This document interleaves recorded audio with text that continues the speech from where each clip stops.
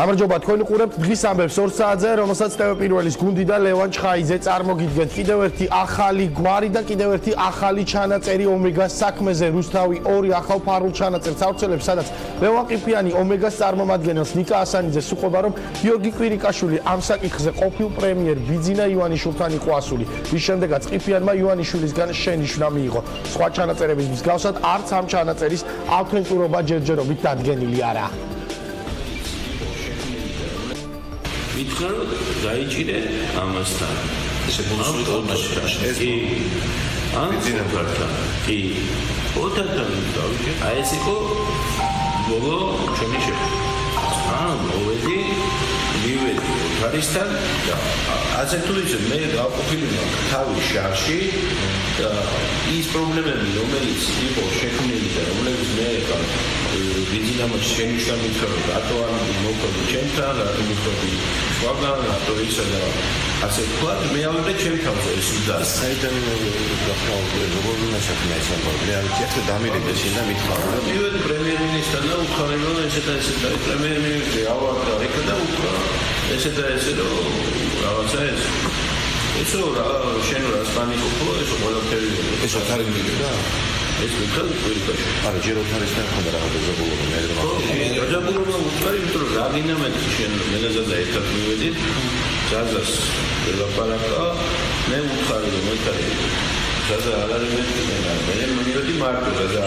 ამოყვა მივედი მარტო ლუიკაც მოხდა შელაპარაკება მირეკავდი რაღაც უნდა გითხრაო და მე ბავშვანავარ ვიყავი რასენროში ვიყავი კი და მაგინი როდესაც ვიყავი მე მოხდა ისე რომ იქ ბიძინამაც ჩაერთო მეორე ჩავერე და არამეთქი ყველაფერი მოვაყარე და ჩვენი საერთო მეგობარი ჩავერთო ანუ ის დაძაბულობა მოხდა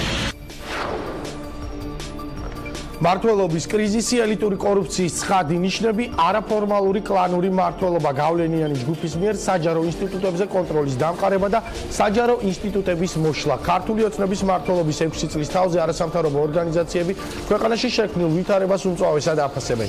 არსებობენ ადამიანები, რომლებიც კანონზე მაღლად განან და სრული ხელშეუხებლობით სარგებლობენ. მართლობის ფორმალური და არაფორმალური სტრუქტურების პარალელური არსებობა ძირს უთხრის დემოკრატიული ანგარიშვალდებულების სისტემას. შინაარსს აცლის ფორმალური ძალაუფლების მქონე პირების პასუხისმგებლობას და იწვევს პოლიტიკური სისტემის მიმართ მოქალაქეების გაუცხოებას. წარსულში ადამიანის უფლებების მძიმე და სისტემური დარღვევების აღმოფხვისა და სამართლიანობის აღდგენის ლოზუნგით მოსულმა ხელისუფლებამ ვერაჩვენა ამ პრობლემების გადაჭრის და არსებითად განსხვავებული უფრო დემოკრატიული სისტემის შექმნის პოლიტიკური ნება. ეს არის ამონარიდი 13 ყველაზე გავლენიანი არასამთავრობო ორგანიზაციის განცხადებიდან, რომელიც სახელისუფლებო გუნდისთვის შეიძლება მოულოდნელი აღმოჩნდა. არასამთავრობო ორგანიზაციებმა განცხადება ერთი თვის მანძილზე გავრცელებული სკანდალური აუდიო ჩანაწერების გამოქვეყნებისა და მათზე ხელისუფლების რეაქციის საპასუხოდ გამოაქვეყნეს. არასამთავრობო სექტორი ფიქრობს, რომ მმართველი ჯგუფის ბოლოდროინდელმა კომენტარებმა აჩვენა, რომ კრიზისიდან გამოსავლის და ზემოთ ჩამოთვლილი პრობლემების გადაჭრის გზების ძიების ნაცვლად ხელისუფლება ცდილობს პასუხისმგებლობა აიცილოს და არაპირებს რეაგირება მოახდინოს შექმნილ ვითარებაზე. უწვავესი განცხადების ერთ-ერთი ყველაზე მნიშვნელოვანი პასაჟი. ეს არის პირველი შემთხვევა, როდესაც არასამთავრობო სექტორი დახმარებისთვის საერთაშორისო პარტნიორებს მიმართავს. საქართველოს საერთაშორისო პარტნიორებმა განსაკუთრებული ყურადღება დაუთმონ ხელისუფლების მიერ ნაკისრი ვალდებულებების შესრულებას, მათ შორის ადამიანის უფლებებისა და კანონის უზენაესობის სფეროებში. რას ეტყვიან დიპლომატებს ენჯოები და სად ხედავენ ისინი გამოსავალს. საერთაშორისო გამჭვირვალობა საქართველოს აღმასრულებელი დირექტორი ეკა გიგაური იქნება ჩვენი პირველი სტუმარი და ასევე ჩვენთან ერთად დღის ამბებში კითხვებს უპასუხებენ შენების მოძრაობის საპრეზიდენტო კანდიდატი დავით უსუფაშვილი და რესპუბლიკელი თამარ კორძაია. როცა გინდა პროკურორი ხარ, როცა გინდა ძველი ბიჭი ხარ, ეგეთი რაღაცეები აღარ ხდება. ეს არის ამონარიდი კიდევ ერთი ფარული ჩანაწერიდან, სადაც ლევან ყიფიანი ომეგას წარმომადგენლებს უყვება, რასაუფარი ქონდა ყოფილ პროკურორთან, რომლის სახელს და გვარს არ ახსენებენ. გავრცელებულ აუდიო მასალაში ყიფიანი ყვება, რომ მან საუბრის დროს შეიგინა, რის გამოც სცემეს. ამ ჩანაწერის ავთენტურობა დადგენილი ჯერჯერობით არ არის. სხვადასხვა ჩანაწერების მიხედვით კი ცნობილი ხდება, რომ ომეგას საქმეზე დაწყებული გარჩევების დროს ყიფიანის სახლის სარდაფში ჩაიყვანეს და სცემეს. საზავო ქუაშვილი ამბობს, რომ ბიძინა ივანიშვილთან შეხვედრის შემდეგ მათ საქმეში გამოჩნდა ოთარ ფარცხალაძე, რომელმაც მოითხოვა 4 მილიონი, სანაცვლოდ კი ბიზნეს საქმიანობაში მხარდაჭერას პირდებოდა ომეგას დამფუძნებელს. ლევან ყიფიანის ადვოკატი აცხადებს, რომ ყოფილი მინისტრი ფარული ჩანაწერების თემაზე დუმილს უახლოეს დღეებში დაარღვეს. ფარცხალაძე ჯერ მთავარი პროკურორი რომ იყო, იმას ვინ უნდა შეეშინებინა და ახლა მთავარი პროკურორი რომ აღარ არის, მისი შიში ვის უნდა ჰქონდეს. ფარცხალაძე 2016 წლის აპრილში თითქმის 3 წელია მთავარი პროკურორი აღარ იყო და მეორე ლევან ყიფიანი უკვე აღარ იყო მინისტრი. ამიტომ ამ ორ კაცს შორის რა ხდებოდა და როგორ ხდებოდა სხვისი სახელი გამოიყენეს თუ არა, რომ რაღაც მიზნისთვის მიაღწიას, ეს ყველაფერი ჩემთვის კითხვებია, რომლებსაც პასუხი გამოძიება უნდა გასცეს. ეს ოცნების მთავრობის 6 წლის მანძილზე უცვლელი მინისტრის თეა წულუკიანის განცხადებაა სკანდალური აუდიო ჩანაწერების ერთ-ერთ მთავარ ფიგურანტ ოთარ ფარცხალაძეზე. ამ ჩანაწერების ასევე ერთ-ერთი მთავარი ფიგურანტი ქართული ოცნების დამფუძნებელი და სპორტის ყოფილი მინისტრი ოთარ ფარცხალაძეს ერთ-ერთ ჩანაწერს ხან ძველბიჭად და ხან პროკურორად მოიხსენიებს. ყოფილ მთავარ პროკურორს, რომლის შვილიშვილის ნათლია ყოფილი პრემიერის და ქართული ოცნების თავმჯდომარის ბიძინა ივანიშვილის ვაჟი ბერა ივანიშვილია. ყოფილი პროკურორის სახელს მხოლოდ იბერიის რეკეტის სკანდალური საქმე და ასევე უფრო სკანდალური სპორტის ყოფილი მინისტრის სარდაფში ჩაყვანა არ უკავშირდება. ფარცხალაძემ გენერალური პროკურორის პოსტზე არჩილ კბილაშვილი შეცვალა, მისი პროკურორობა 47 დღე გაგრძელდა. ერთ-ერთი სკანდალი მის დიპლომს ეხებოდა, რომლის მიღებაც მან 19 წლის ასაკში შეძლო. გარდა ამისა, მთავარი პროკურორი ფარცხალაძე ზეწოლაში დაადანაშაულა პატიმრობაში მყოფმა ყოფილმა პრემიერმა ვანო მერაბიშვილმა. მისი განცხადებით ის საქმიდან ფარცხალაძემ გაიყვანა. ფარცხალაძის კიდევ ერთი სკანდალი შეეხებოდა წარსულში გერმანიაში მის დასამართლეობას.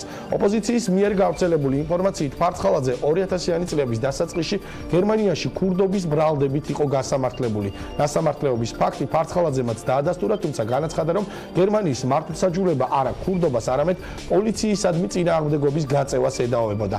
სამწუხაროდ მე ბატონ ოთარს მანამდე არ ვიცნობდი, ის წარუდგინე პრემიერს, რომელიც აგრეთვე ჩემთან ერთად აღმოჩნდა იმ ძალიან უსიამოვნო სიურპრიზის წინაშე, რომელიც იყო ბატონი ფარცხალაძის წარსული დასამართლეობა. როგორც შემდეგ გაიგო, ის დასამართლევად აღარ ითვლებოდა. არის თანამდებობები, სადაც როცა გაქარწყლებული ან მოხსნილი გაქვს დასამართლეობა, შეგიძლია იმუშაო, მაგრამ არა მთავარი პროკურორის, ამ პროკურორის თანამდებობაზე, სადაც შენში სხვებს და არ უნდა იყო წარსულში თავად დასჯილი. მორალური უფლება არ ჰქონდა ამ თანამდებობაზე ემუშავა. მე ასე ვფიქრობ, ეს განცხადება თეა წულუკიანმა ფარცხალაძის გერმანულ ისტორიასთან დაკავშირებით გააკეთა. ბიძინა ივანიშვილმა კი ფარცხალაძის გადადგომაზე ასეთი რამ თქვა. მე ოთარს ვიცნობდი, ახლოს არა, მაგრამ ვიცნობდი და ძალიან კაცური და ვაჟკაცი კაცია. მე არ ვიცი როგორ მოხდა დანიშნა, რომ გამოეპარათ, ეს ქართული ხასიათია. ქართველები ელექტროტექნიკას ვყიდულობთ და პირდაპირ დენში ვთავთ. არც ერთი ვკითხულობთ ინსტრუქციას. ზუსტად ასე მოხდა ჩემი აზრით. არც მან მიაქცია ყურადღება, არც გუნდმა რამე თუ მას მანამდე ჰქონდა მაღალ თანამდებობებზე ნამუშევარი და მანამდეც უნდა მიქცეოდა ყურადღება. ფარცხალაძის სახელი უკავშირდება ასევე კაბელების საქმეს. კაბელების საქმეში ჩართულია ყოფილი პროკურორი ოთარ ფარცხალაძე. ეს განცხადება ყოფილმა თავდაცვის მინისტრმა და თავისუფალი დემოკრატების ყოფილმა ლიდერმა ირაკლი ალასანიამ 2015 წლის 10 ივნის გააკეთა.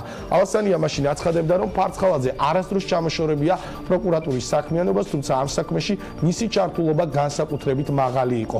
კიდევ ერთი სკანდალი კი 2017 წლის 13 მაისს ელცენტროში მომხდარი ჭხუბია. ოთარ ფარცხალაძე თავდასხმაში დაადანაშაულა მაშინდელმა გენერალურმა აუდიტორმა ლაშა თორდიამ, რასაც თავად ყოფილი მთავარი პროკურორი კატეგორიულად უარყოფდა.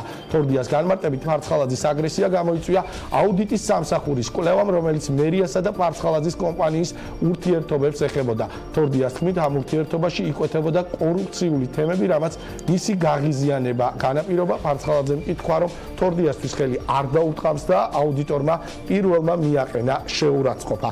მინდა მივესალმო ჩვენს პირველ სტუმარს, საერთაშორისო გამჭვირვალობა საქართველოს აღმასრულებელ დირექტორს ეკა გიგაურს, არასამთავრობო ორგანიზაციებმა გავრცელეს განცხადება, სადაც მმართველობის კრიზისზე არის საუბარი და მე ვკითხულობდი რამდენიმე წამის წინ ხელისუფლების ერთ-ერთი წარმომადგენლის განცხადება